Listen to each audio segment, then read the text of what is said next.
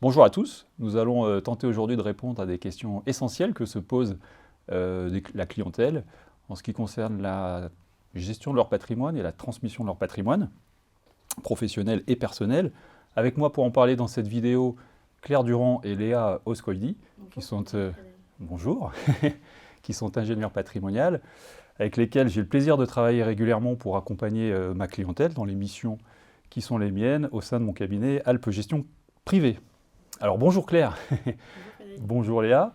Donc vous êtes associés et vous avez fondé toutes les deux le cabinet Cléa Conseil. Vous êtes spécialiste en ingénierie patrimoniale et vous êtes multidiplômé. Alors avant de parler de vos diplômes, je précise que vous travaillez avec des conseillers en gestion de patrimoine sous forme de prestations de services. Vous travaillez également avec des chefs d'entreprise et puis avec des particuliers. Exactement. Voilà. Donc ensuite, pour ce qui concerne vos diplômes, voilà, je voulais parler de vos diplômes. Claire, tu es diplômée, et toi aussi d'ailleurs Léa, vous êtes diplômée d'un Master 2 en gestion de patrimoine, également d'un DU en ingénierie patrimoniale du chef d'entreprise, délivré par l'OREP. Claire, je crois que tu as des appétences plus particulières en matière juridique, et d'ailleurs tu es titulaire d'un Master 2 en notariat. C'est ça. Et toi, Léa, tu es plutôt orienté fiscalité, plutôt orienté comptabilité, ce qui fait finalement de votre duo une complémentarité évidente et efficace. Voilà, donc une fois que les présentations sont faites, nous allons aborder 4 sujets aujourd'hui, 4 sujets très souvent retrouvés lors de rendez-vous en clientèle. Le premier sujet concerne le conjoint survivant. On va parler du conjoint survivant. On va parler également des donations partage, sujet important. Et ensuite, nous irons voir côté chef d'entreprise. Nous irons parler de sa rémunération et comment on optimise la rémunération du chef d'entreprise. Et enfin, nous parlerons du fameux pacte Dutreil et ses conséquences sur la transmission. Voilà, alors la première question que je voudrais poser, je la pose à Claire. Elle concerne le conjoint survivant. Claire, quand son conjoint décède, est-on bien protégé? C'est une très bonne question et c'est un sujet qui est souvent sous-estimé, puisque, en effet, on a tendance à penser que le mariage en lui seul est suffisant pour protéger son conjoint survivant, et ce n'est pas aussi simple. En droit français, il faut savoir que ce sont les héritiers, donc plutôt les enfants, qui sont protégés. Le conjoint survivant, lui, n'hérite pas automatiquement de tout.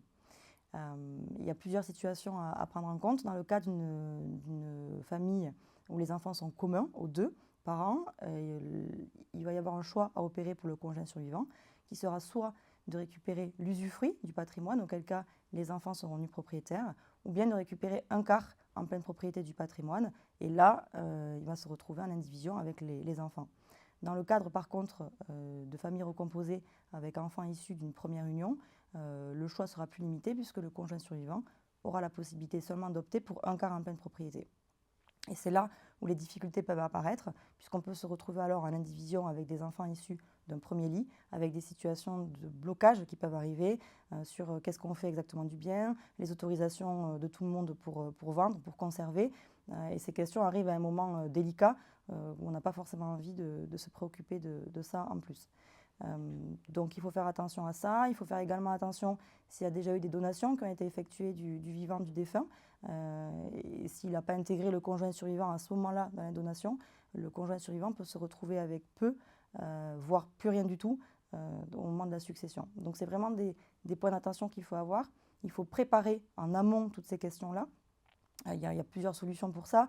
On entend évidemment parler de donations au dernier vivant, ça peut être des clauses de préciput, des aménagements de régimes matrimoniaux. Enfin, il existe quand même pas mal de solutions pour protéger ce conjoint survivant, et il faut y penser. Quels sont les leviers, Léa, pour éviter les mauvaises surprises finalement? Il faut savoir que les régimes matrimoniaux offrent une grande flexibilité et permettent, lorsqu'on se pose les bonnes questions, de réaliser du sur-mesure à chaque couple d'époux en fonction de leur situation familiale, patrimoniale, mais aussi de leurs objectifs.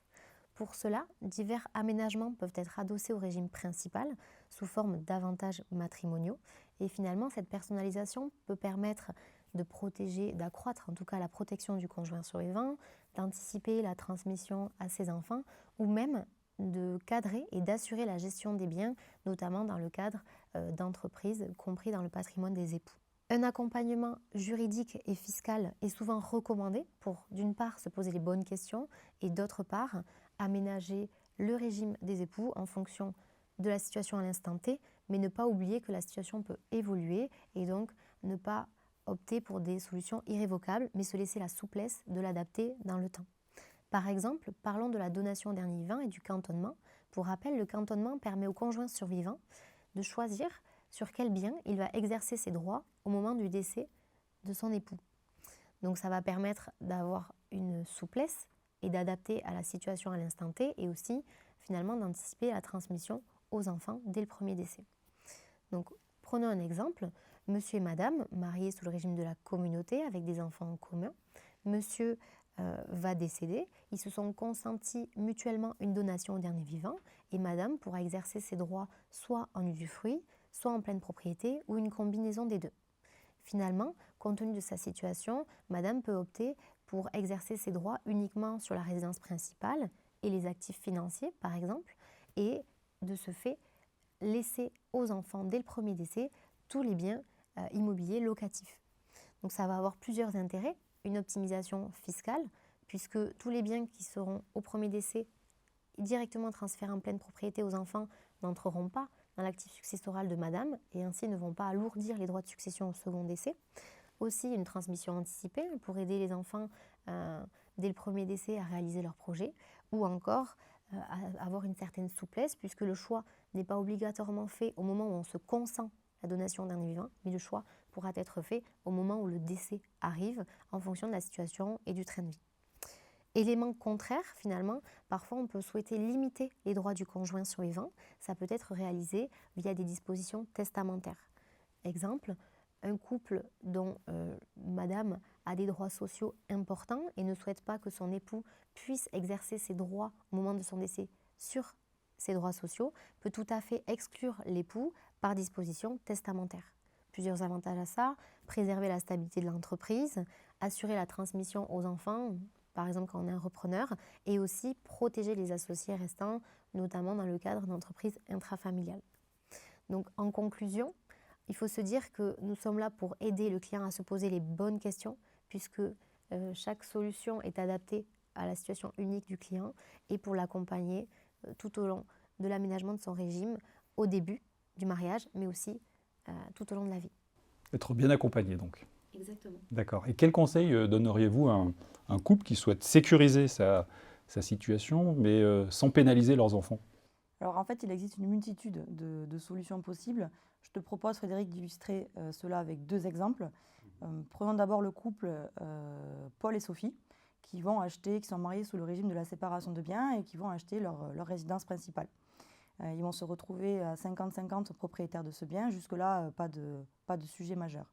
Là où vont commencer possiblement les ennuis, c'est le jour où Paul va décéder et Sophie va se retrouver du coup en indivision avec les enfants sur une partie de la maison, de la résidence principale, et possiblement avec des enfants d'une première union, si Paul a déjà eu des enfants.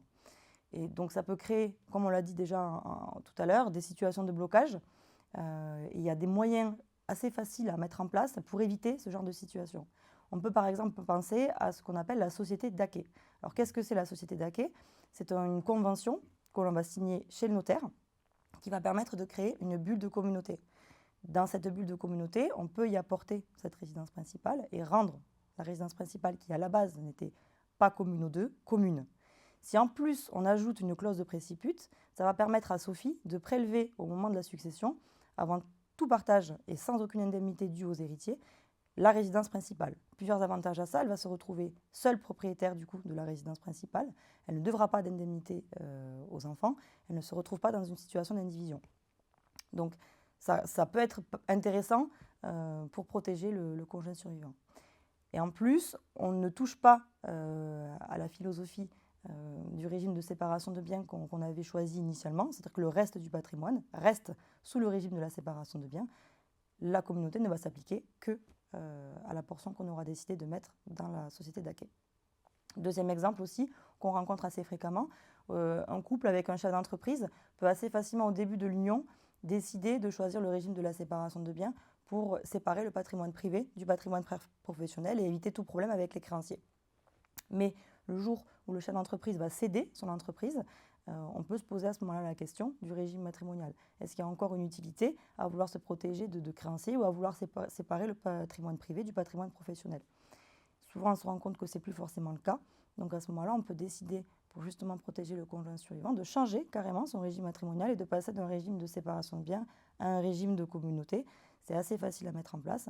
C'est à faire, accompagner évidemment avec le notaire, mais ça peut être une solution pour se dire, voilà, aujourd'hui, je fais le choix, maintenant que je pense que j'ai plus de risques par rapport à ma société, de protéger mon conjoint survivant.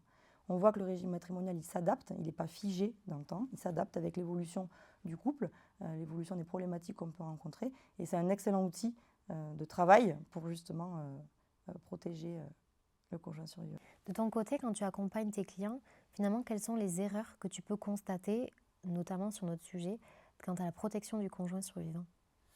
Oui, alors c'est des erreurs ou des omissions, mais 3 erreurs principales en réalité. La première, c'est le manque d'anticipation. On retrouve fréquemment cette erreur dans plein d'autres sujets, mais manque d'anticipation. Beaucoup de couples qui ne mettent pas en place de dispositions particulières et pensent, à tort d'ailleurs, tu l'as dit Claire, que le mariage suffit à les protéger. Or, en fonction du régime matrimonial choisi, en fonction du contexte familial, s'il y a ou non présence d'enfants de plusieurs unions, eh bien, le conjoint survivant peut se retrouver dans des situations financières assez compliquées. Deuxième erreur, c'est la méconnaissance des outils juridiques qui sont à disposition, que Claire a cité tout à l'heure. Très souvent, le testament, la donation entre époux, voire la communauté universelle sont des outils qui sont méconnus et donc pas utilisés. Ça peut engendrer effectivement des situations délicates comme l'indivision. Le conjoint peut se retrouver à gérer des biens en indivision avec des tierces personnes, donc des héritiers tiers. Et là, très souvent, on se rend compte qu'in fine, on se retrouve dans des situations de blocage ou des situations de tension. Et le troisième point, la troisième erreur que j'aimerais citer, c'est effectivement la non prise en compte finalement de la fiscalité et plus particulièrement de la dimension émotionnelle du conjoint survivant. Un décès, c'est un choc, bien évidemment, et donc ces émotions, par exemple, en indivision, le conjoint peut se retrouver à gérer des biens avec des tierces personnes, et cela peut créer des tensions et des blocages.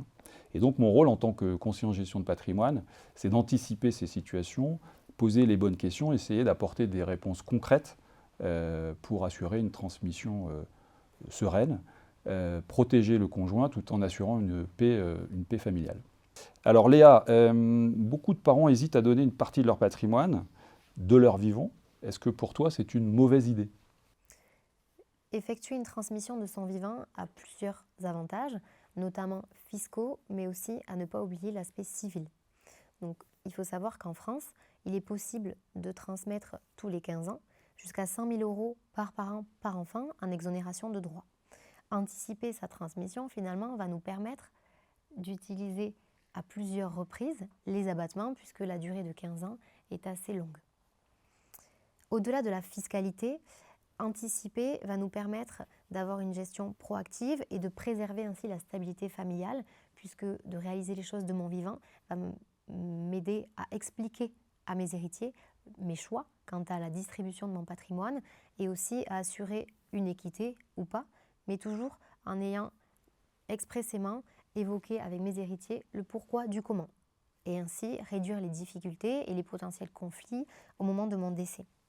Donner de son vivant permet aussi d'avoir une certaine proactivité et une réelle stratégie patrimoniale, puisque je vais pouvoir aider mes enfants dans leurs projets au moment où ils en ont réellement besoin, et aussi anticiper la transmission tout en conservant un certain nombre de droits sur les biens par le biais du démembrement, par exemple. Si je résume, l'anticipation va avoir des avantages fiscaux, juridiques, mais aussi humains, puisque je vais pouvoir être proactif d'un point de vue stratégie patrimoniale, mais aussi familiale. Claire, comment éviter les tensions entre les enfants lors d'une donation? On rencontre souvent ce cas. Alors, les donations, le jour où on se lance dans le process de donation, qu'on a pris notre décision, il faut effectivement de nouveau là être très bien accompagné. il existe une multitude de donations possibles et elles n'ont pas toutes les mêmes conséquences ou les mêmes finalités. Donc il faut faire attention à bien préparer et à bien savoir ce qu'on veut faire. Il y a souvent un frein qu'on entend, c'est par exemple si on veut commencer à transmettre notre patrimoine mais qu'on a des enfants mineurs. Ça peut nous poser un petit blocage parce qu'on peut se dire, bon ben ok, je vais commencer à donner à mon enfant mineur, mais qu'est-ce qu'il va faire de cet argent? Comment est-ce que je peux l'accompagner? Et en fait, il existe des solutions pour ça, notamment la donation avec charge. On peut faire une donation à son enfant d'une certaine somme d'argent et l'empêcher, entre guillemets, d'utiliser cet argent jusqu'à un âge qu'on aura déterminé en amont, 20 ans, 25 ans, ou alors lui proposer d'utiliser cet argent pour acheter un bien immobilier, par exemple. On peut encadrer ça, ça permet de laisser l'enfant grandir, mais de commencer la transmission. Il y a aussi une deuxième problématique que l'on peut rencontrer. Avec l'allongement de l'espérance de vie, on se rend compte qu'on hérite de plus en plus tard. Pour réussir à contrer ça, il existe ce qu'on appelle la donation transgénérationnelle. Je peux donc décider d'allotir plusieurs générations dans le même acte. Je peux choisir à la fois de faire participer mes enfants et également mes petits-enfants. Donc ça permet d'éviter un problème d'hériter trop tard. Et enfin, quand même une solution qui est importante et qui permet plus de sécurité, plus de stabilité et d'éviter les conflits familiaux dont tu as parlé précédemment, c'est ce qu'on appelle la donation partage. Je vais illustrer ici mes propos. Si par exemple on a Léa et Luc qui chacun héritent de 100 000 euros, Léa avec ses 100 000 euros va acheter un appartement et Luc quant à lui va acheter une voiture. Au moment de la succession des parents, quand on va ouvrir la succession, on va rapporter ces donations-là et on va regarder ce qu'elles sont devenues. À ce moment-là, si on a fait une donation uniquement simple, on va considérer que Léa n'a pas reçu 100 000 euros, mais 200 000 euros, puisque son bien immobilier aujourd'hui vaut 200 000 euros. Quant à Luc, lui, on va considérer qu'il a reçu les 100 000 euros de l'époque. Et on voit là une forme d'injustice, puisqu'on va considérer que Léa a reçu plus que Luc et qu'elle va devoir l'indemniser, ou en tout cas qu'il va falloir au moment de la succession rééquilibrer ce qui a déjà été fait en amont. Et souvent, ce n'était pas la volonté des parents. À l'époque où ils ont donné les 100 000 euros à chacun, ils souhaitaient avoir un équilibre entre les deux. La donation partage, si on prend le même exemple, va permettre de geler les valeurs. Et au moment de l'ouverture de la succession, on va prendre en compte uniquement les valeurs qui ont déjà été données, donc 100 000 euros pour les deux. Plus de problème de Léa doit de l'argent à Luc ou quoi. L'équilibre est déjà respecté et ça permet de sécuriser un peu les parents, en tout cas, de donner une certaine tranquillité d'esprit sur ces donations-là. Je pense qu'il faut toujours être accompagné de son notaire sur ce genre de situation. Exactement. On voit que ce n'est pas aussi simple qu'il n'y paraît. Par contre, ça nous permet de voir aussi le champ des possibles et qu'on peut vraiment adapter chaque donation à chaque situation et qu'il ne faut pas que ce soit un frein à la transmission. Alors moi, il me vient tout de suite une question qui m'est souvent posée en clientèle. C'est la donation, ok, mais y a-t-il un âge minimum ou y a-t-il un patrimoine minimum pour s'intéresser ou envisager une donation partage? De mon point de vue, je ne suis pas certaine qu'il y ait un âge déclic ou une valorisation de patrimoine qui nous donne la puce à l'oreille pour commencer à transmettre son patrimoine. Si tu veux, je peux parler de certains exemples concrets que nous pouvons rencontrer et une fois de plus, notre rôle va être primordial puisque cela va être à nous de poser les bonnes questions aux clients pour initier les déclics dont je parlais tout à l'heure et la proactivité dont nous avons abordé le sujet précédemment. Par exemple, un client, chef d'entreprise, qui est souvent très investi dans le développement de sa société et qui ne se pose que rarement les questions du après. Le fait, nous, de lui soulever les questions, que se passera-t-il si il arrive un aléa de votre côté, qui va gérer l'entreprise? Et finalement, il faut anticiper les choses pour montrer au chef d'entreprise qu'anticiper va permettre d'assurer la pérennité de l'entreprise. D'autre part, un autre exemple, pour un client qui a un parc immobilier relativement dense, idem, c'est à nous de montrer au client que la densité de son patrimoine immobilier et parfois l'hétérogénéité de son patrimoine va être une difficulté peut-être au moment de sa succession. En effet, avoir dans son actif successoral uniquement des biens immobiliers peu liquides avec des droits de succession importants à payer par les enfants, sans liquidité en parallèle, va peut-être entraîner les enfants soit à se démunir de leur patrimoine personnel pour payer les droits ou encore à effectuer des arbitrages dans la précipitation pour peut-être vendre un ou deux biens du patrimoine de l'actif successoral pour payer les droits de succession. Donc finalement, il faut montrer au client qu'au même titre que lui a des cycles de vie avec des évolutions, que son patrimoine doit évoluer dans le même sens et être amené à trouver une homogénéité entre les actifs un peu moins liquides et les actifs liquides, d'une part pour lui, pour son train de vie et pour son quotidien, mais aussi pour ses enfants au moment des paiements de droits de succession. Chaque situation est différente. C'est à nous de prouver aux clients qu'une transmission préparée permet d'assurer une certaine sérénité. Et toi, Frédéric, dans ton quotidien, comment est-ce que tu accompagnes justement les clients pour éviter les conflits familiaux dont on a évoqué avant, parce que c'est un vrai sujet? Oui, c'est ça. En fait, il y a l'optimisation fiscale. On parle tout le temps d'optimisation fiscale, mais en réalité, mon rôle premier, c'est de prévenir ces conflits familiaux. Et donc, dans un premier temps, ce qu'il faut bien comprendre, c'est que la donation-partage, c'est un moment clé dans une famille. Si elle est mal préparée, ça peut aboutir à des tensions durables.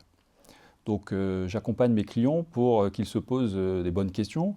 Les bonnes questions, c'est qu'est-ce qui est juste, qu'est-ce qui paraîtra équitable, et donc en fonction de ces sujets-là, nous allons pouvoir adapter nos conseils. Je pense notamment à une famille que j'ai accompagnée de 3 enfants, dont un seul des enfants travaillait dans l'entreprise. Le père voulait reconnaître son enfant qui avait largement contribué à valoriser le groupe, et en même temps, il voulait rester équitable. Donc nous avons organisé une réunion familiale avec la présence des 3 enfants, ce qui nous a permis de poser les bases, de répondre à l'ensemble des questions. Et finalement, la transmission s'est faite de façon simple, sans jalousie, avec une bonne compréhension, et finalement en toute sérénité. Donc Léa, aujourd'hui, un dirigeant peut choisir plusieurs niveaux de rémunération, salaire, dividende, et bien d'autres. D'après toi, quels sont les pièges qu'il faut éviter? En effet, comme tu le dis, Frédéric, le dirigeant peut se rémunérer de diverses manières et notre rôle est clé dans ce choix qu'il va réaliser, puisqu'on devra lui montrer quelles sont les conséquences tant sociales que fiscales des choix qu'il va réaliser. On peut rencontrer plusieurs erreurs, et notamment la première, c'est une rémunération uniquement en dividendes. Donc forcément, les dividendes bénéficient d'une fiscalité plus douce, ce qui est particulièrement tentant. Toutefois, il faut savoir que ça va avoir certaines répercussions d'un point de vue social et pas que. Qui dit distribution de dividendes non assujettie aux cotisations sociales dit pas de protection. Donc automatiquement, des répercussions directes sur la retraite de notre dirigeant, sa complémentaire ainsi que sa prévoyance. D'autre part, il s'avère parfois difficile de justifier la rémunération massive en dividendes et exclusive auprès de l'administration fiscale qui pourra être tentée de requalifier ça en salaire. Également, pour les sociétés à l'impôt sur les sociétés, les dividendes ne constituent pas une charge déductible, donc on pourra constater que d'autres choix peuvent être plus judicieux. Et enfin, par rapport à la CDHR qui a été mise en place, on se rend compte que la distribution massive de dividendes reste quand même dans le collimateur, puisque la fiscalité plus douce que nous évoquons au début est amenée à être homogénéisée et avoir un seuil minimum d'imposition. Seconde erreur, c'est de ne pas optimiser le mix dividende-salaire, puisque automatiquement, la rémunération en salaire va nous permettre d'optimiser la protection sociale et le dividende de maîtriser sa fiscalité.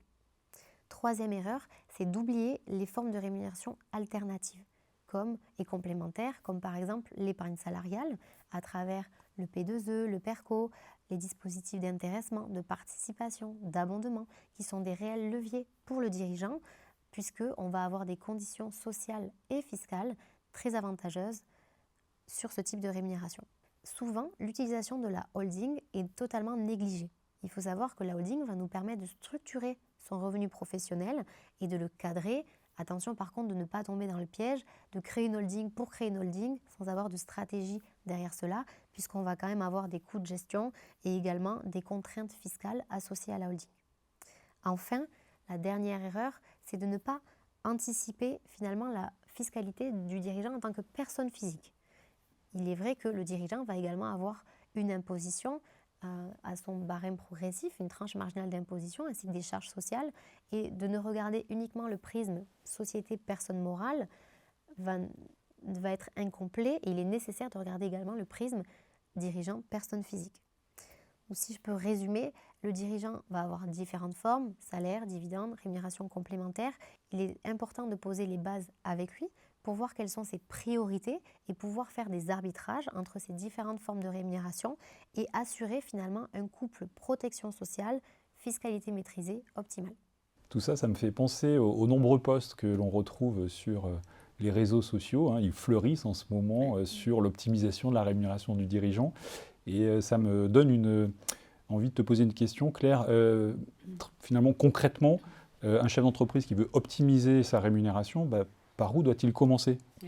Alors, c'est un sujet important, hein, c'est pour ça qu'on voit de nombreux posts fleurir sur les réseaux. Il faut déjà savoir de quoi on parle. Quand on parle de rémunération, on parle de plusieurs types de rémunération. On va parler de la rémunération immédiate, hein, celle qu'à la fin du mois, je vais voir passer sur mon compte bancaire, ce que je vais recevoir directement moi, mais également de la rémunération différée, donc ce que je vais percevoir au moment de la retraite, ou encore de la rémunération qu'on peut dire de sécurité, qui va un peu correspondre à toute la partie prévoyance. Chaque situation est unique, il n'y a pas de formule magique quand on parle de rémunération. Il faut vraiment à chaque fois faire au cas par cas. On l'a vu souvent dans les sujets qu'on a déjà évoqués, mais pour la rémunération, c'est aussi vrai. On va devoir arbitrer entre plusieurs volontés. Il y a certaines personnes qui vont préférer optimiser ce qu'ils vont avoir comme liquidité à la fin du mois, d'autres qui vont privilégier la retraite. Donc il y a vraiment un arbitrage à faire à chaque fois. Quand on a un chef d'entreprise qui va privilégier le net à la fin du mois, on va plutôt l'orienter sur un statut de travailleur non salarié, puisque les cotisations sociales vont être sur un barème dégressif, et qu'en plus, c'est moins important qu'un assimilé salarié. Donc on va l'orienter sur ça, il aura plus d'argent, entre guillemets, à la fin du mois. Par contre, on entend souvent parler et ça c'est sur les posts justement sur les réseaux sociaux, des dividendes en SAS. Que c'est plus pertinent de recevoir des dividendes en SAS. Ce n'est pas forcément vrai. Là aussi, il y a des calculs qui sont opérés. Quand on est un travailleur non salarié, l'approche globale que l'on va retenir, donc salaire plus dividende, va nous permettre de descendre les cotisations sociales assez rapidement à ce taux de 22% dont on parlait. Et en plus, ces cotisations sociales qui vont amener des droits à la retraite, comme l'a évoqué Léa, vont pouvoir être prises en charge par la société. Et donc, on va réduire l'impôt sur les sociétés au final qu'on va payer. Donc, c'est aussi à prendre en compte, mais ça peut être très optimisé. Là, il faut faire attention quand on a un statut de travailleur non salarié, ça va être sur tout ce qui est droit à la retraite. Pour la retraite complémentaire, les droits peuvent être effectivement un peu diminués par rapport à un travailleur assimilé salarié, sauf que tout le différentiel de revenus que l'on aura réussi à créer en travailleur non salarié va nous permettre de compenser largement ce différentiel-là. Là où on doit aussi quand même porter une attention particulière, ça va être sur la protection sociale du dirigeant. Il est vrai que quand on est assimilé salarié, on bénéficie d'un contrat groupe souvent de prévoyance, alors que quand on est un travailleur non salarié, on est affilié à un contrat individuel. Donc si on a des difficultés à être assuré, peut-être que dans ce cas-là, il ne faut pas regarder que le prisme rémunération immédiate. Et il faut peut-être se dire que si demain j'ai un accident ou quoi que ce soit et que je ne peux pas aller travailler, il me faut quand même un complément de revenu à ce moment-là. Si je ne suis pas assurable moi, peut-être privilégier l'assurance groupe et donc rester assimilé salarié. On voit que c'est donc un sujet au final qui est quand même assez complexe, la rémunération. Il peut y avoir des arbitrages à opérer. Il faut aussi faire attention à la temporalité, donc où est-ce qu'on en est par rapport à notre entreprise et par rapport à la durée de vie de l'entreprise. Si on est proche de la cession de l'entreprise, là aussi on n'arbitrera pas de la même manière la rémunération ni le statut social. On fera attention à son statut social puisqu'on sait que les droits de cession vont être plus importants en SARL qu'en SAS. Donc là aussi, il y a un levier à faire attention, sur lequel il faut faire attention. Donc on balaye toutes les croyances.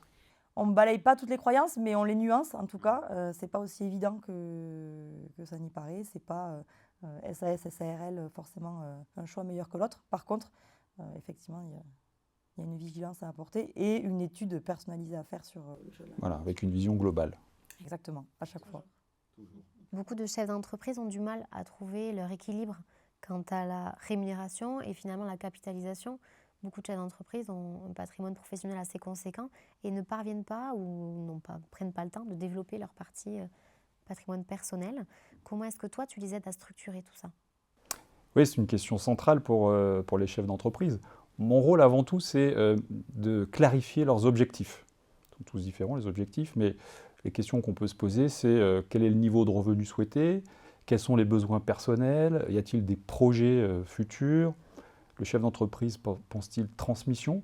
Une fois que nous avons balayé ces objectifs, je vais les aider à arbitrer entre les différents niveaux de rémunération que vous avez cités, salaire, dividendes, épargne retraite, en prenant bien sûr en compte les aspects sociaux et fiscaux de chaque sujet. Et puis en parallèle, c'est la deuxième partie de ta question, en parallèle, je les aide à construire et à organiser un patrimoine personnel et surtout indépendamment de l'entreprise. Parce que souvent l'erreur du chef d'entreprise, c'est de tout mettre dans ses structures. Donc là, je vais utiliser des outils relativement simples et très connus. C'est l'immobilier, l'assurance vie, le contrat de capitalisation, les produits financiers. Voilà, l'enjeu, c'est quoi? L'enjeu, c'est d'arriver à trouver un équilibre durable entre le confort de vie immédiat, l'optimisation fiscale et la préparation des projets futurs. Alors, le pacte du travail, on en entend très souvent parler. Finalement, de quoi s'agit-il?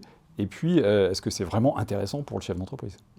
Alors le pacte du travail, c'est un super outil de transmission pour les chefs d'entreprise, pour transmettre ses droits sociaux ou même son entreprise individuelle, puisque ça fonctionne pour les deux. Mais c'est un outil qui nécessite d'être accompagné et d'être très bien encadré. Il va permettre d'offrir la possibilité aux chefs d'entreprise de transmettre ses droits sociaux, comme on l'a dit là, avec une exonération jusqu'à 75%. Donc c'est quand même un montant important. Cette exonération, donc à hauteur de 75%, elle va devoir répondre à plusieurs exigences et conditions. Le pacte du travail ne peut concerner que les entreprises commerciales, libérales, agricoles ou industrielles. Ça ne peut pas concerner la gestion de son propre patrimoine personnel et ça concernera surtout les holdings animatrices, pas tellement les holdings passives. Il y a plusieurs délais de conservation à respecter pour qu'on puisse bénéficier de cette exonération-là. Il y en a principalement 3. Le premier, donc il s'appelle l'engagement collectif de conservation. Il a une durée de 2 ans. Et on va demander aux signataires du pacte de conserver les titres à minima 2 ans. Le deuxième délai, c'est un engagement individuel, cette fois-ci, de conservation. Et celui-ci va démarrer au moment de la transmission des droits sociaux. Il va démarrer à la fin de l'engagement collectif de conservation. Et on va demander, du coup, cette fois-ci, aux héritiers de conserver à minima 4 ans les titres. Donc, troisième délai de 3 ans, qui lui, pareil, démarre au moment de la transmission du patrimoine, des droits sociaux, à la fin de l'engagement collectif de conservation, et qui lui va nécessiter d'exercer une fonction de dirigeant pendant au moins 3 ans. Cette fonction de dirigeant, elle va devoir être faite par un des signataires du pacte, donc de l'engagement collectif de conservation. Et point à noter, important, c'est qu'on n'est pas obligé, pour faire un dispositif du travail, on n'est pas obligé d'être repreneur forcément de l'entreprise. D'accord ? Ce n'est pas parce que je ne reprends pas l'entreprise qu'on ne peut pas bénéficier du pacte du travail. Je vais prendre un exemple facile chiffré. Si j'ai aujourd'hui une entreprise qui est évaluée à 1 million d'euros, et que j'ai 2 enfants, je vais pouvoir leur transmettre à chacun 500 000 euros de droits sociaux. Et grâce à l'application du dispositif du travail, ils ne vont être imposés en termes de droits que sur 125 000 euros au lieu des 500 000 euros de départ. Et en plus, si j'ai fait la donation en pleine propriété et avant 70 ans, je vais pouvoir rajouter une autre réduction de droits de 50% sur ce montant-là. Donc on voit que, en termes hormis l'aspect juridique qui va permettre d'encadrer la transmission, de savoir un peu ce que va devenir la société, fiscalement, ça a un coût très intéressant aujourd'hui. Donc, si je t'entends bien, Claire, le pacte du travail paraît très intéressant pour le chef d'entreprise. En revanche, il m'est arrivé, lors de rendez-vous clients, de rencontrer des chefs d'entreprise qui n'étaient pas forcément satisfaits du pacte du travail qu'ils avaient mis en place. D'après toi, Léa, pourquoi est-ce le cas? Alors, le pacte du travail, au-delà de l'aspect très intéressant d'un point de vue fiscal, n'est pas à prendre à la légère. Et il est important de se faire entourer du début jusqu'à la fin du pacte Dutreil. Souvent, on peut rencontrer 4 types de problèmes. Le premier, c'est une donation en démembrement qui est mal maîtrisée. Il est vrai que le démembrement est utile pour commencer à anticiper sa transmission tout en conservant les revenus générés par la société, faisant objet de l'exonération Dutreil. Mais il faut savoir que les droits de l'usufruitier doivent être expressément et statutairement limités à l'appréhension des bénéfices. Si jamais cette spécificité n'a pas été rédigée dans les actes avant la transmission, cela peut remettre en cause le dispositif et donc forcément l'exonération associée. Deuxième problème qui peut être rencontré, c'est la mauvaise gestion de l'engagement collectif de conservation. Comme l'a dit Claire, l'engagement collectif est de minimum 2 ans. Il peut tout à fait être de plus en fonction de la situation au moment venu, du dirigeant ou de ses enfants. Et il faut savoir que l'engagement individuel de conservation ne débutera qu'au moment où l'engagement collectif sera formellement dénoncé. Donc, en cas d'omission de cette dénonciation, contrairement à ce que parfois pensent les dirigeants, l'engagement individuel n'a pas débuté et donc la chronologie présentée en amont du dispositif ne peut être suivie.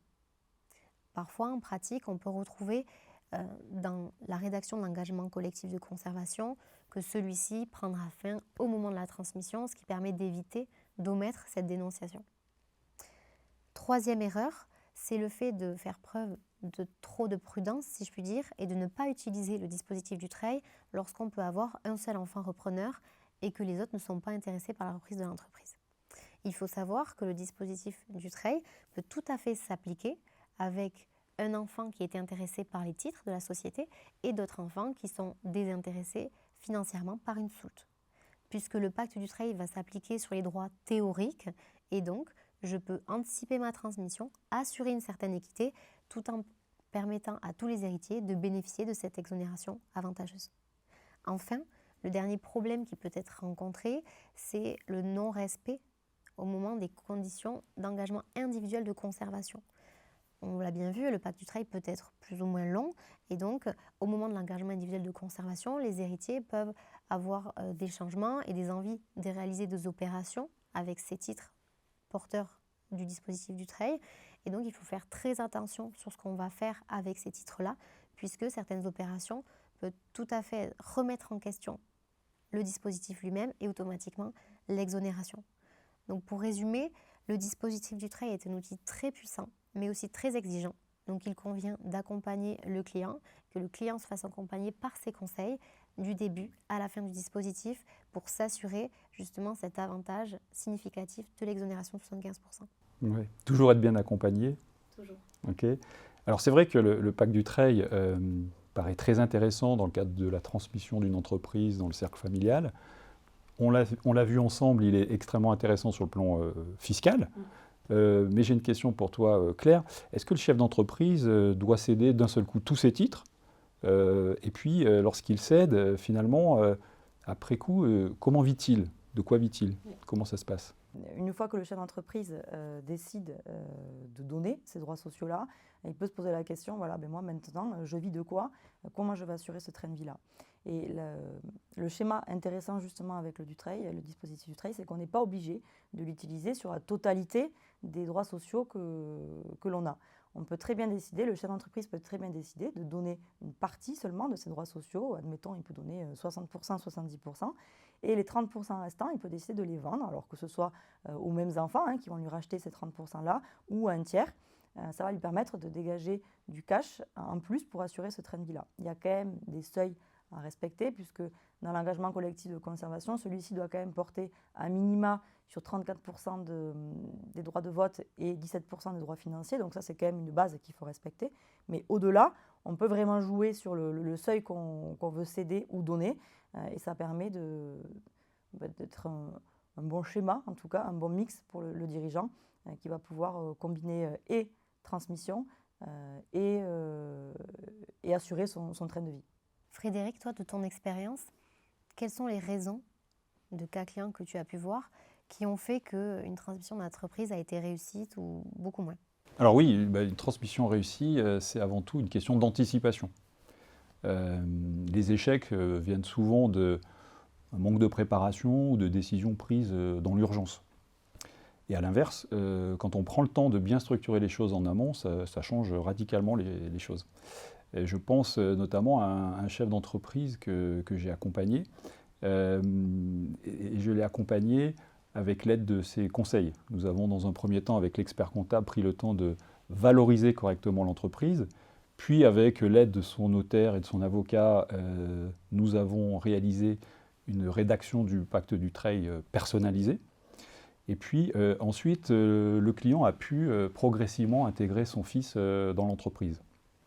Donc résultat, nous avons pu transmettre de façon fluide, optimisée, et puis surtout nous avons rassuré toute l'équipe, tous les salariés de l'entreprise au moment de ce choix crucial et de ce moment clé.